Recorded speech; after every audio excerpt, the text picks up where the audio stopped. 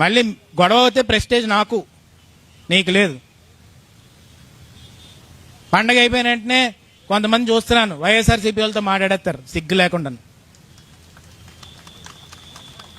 ఇంతకుముందు అంటే ఉండేది పక్క పార్టీ వాడు పెళ్లికి వెళ్ళడం, పక్క పార్టీ వాడితో మాట్లాడడం, ఇవన్నీ ఉండేవి.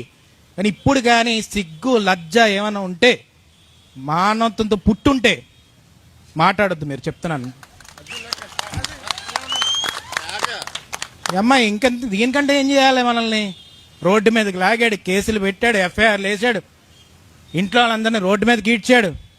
నేనైతే ఒంగోబెట్టి తన్నేస్తాను చెప్తున్నాను ఒక్కొక్కరికి. నేను ఒక నిమిషం ఒకటే చెప్తుంది ఏంటంటే, నిజంగా మొగతనంతో రాజకీయం చేయాలబ్బా. ఉంటే ఉండాలి, పోతే పోలే, ఇవన్నీ ఉంటాయి పోతాయి.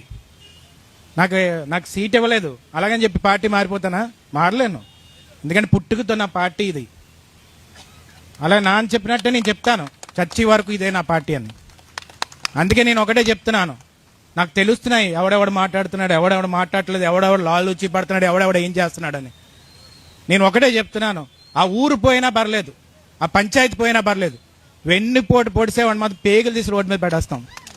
మళ్ళీ మళ్ళీ చెప్తున్నాను, నాకు అది రక్త సంబంధమైనా పర్లేదు, ఏదైనా పర్లేదు, వెన్నుపోటు పొడిస్తే జీవితంలో క్షమించేదే లేదు. నేను మళ్ళీ మళ్ళీ చెప్తున్నాను, రాజకీయం పోతే పోతుంది, ఒకసారి ఓడిపోతే పోతాం. నేను మళ్ళీ మళ్ళీ చెప్తున్నాను, నేను 6 ఏళ్ళ నుంచి చెప్తున్నాను, ఎవడు నమ్మట్లేదు. ఇప్పుడు చెప్తున్నాను, మళ్ళీ చెప్తున్నాను, పంచాయతీ ఎలక్షన్స్ వచ్చేస్తేనే బాగోదేమో మాట్లాడేద్దాం. నాకు అర్థం కావట్లేదు, ఏంటా రాజకీయం అసలు? చీర కట్టుకుని ఇంట్లో కూర్చోకుండా వచ్చి. నేను ఒకటే చెప్తుంది ఏంటంటే, ఆ రోజు ఓడిపోవడం సహజం కదా, ఓడిపోవడం సహజం కదా. నాయకుడు అనేది ఒకసారి ఓడిపోతాడు, ఒకసారి గెలుస్తాడు. కానీ ఆత్మాభిమానం తాకట్టు పెట్టుకున్నప్పుడు నీ ఇంట్రోస్పెక్షన్ అంటారు ఇంగ్లీష్లో, అంటే నిన్ను ఒకసారి రూము అది లాకేసేసుకొని బెడ్ మీద కూర్చొని కళ్ళు మూసుకొని నేను ఏం చేస్తున్నాను రా, దరిద్రం పని చేస్తున్నానా, మంచి పని చేస్తున్నానా అని నువ్వు ఆత్మవిమర్శ చేసుకోవాలి అంటారు పెద్దలు. కాబట్టి నేను ఒకటే చెప్పాను, మొన్న కూడా మన పార్టీ మీద గౌరవంతో చాలా మంది వచ్చారు. నేను ఆ రోజు కూడా మైక్తో ఏం చెప్పానండి, మన పార్టీని ఒక విమర్శ లేదు, ఎప్పుడు అయ్యని పోతే వెన్నుపోటు పడాలని చూడలేదు వాళ్ళు, అందుకే నేను తీసుకుంటున్నాను.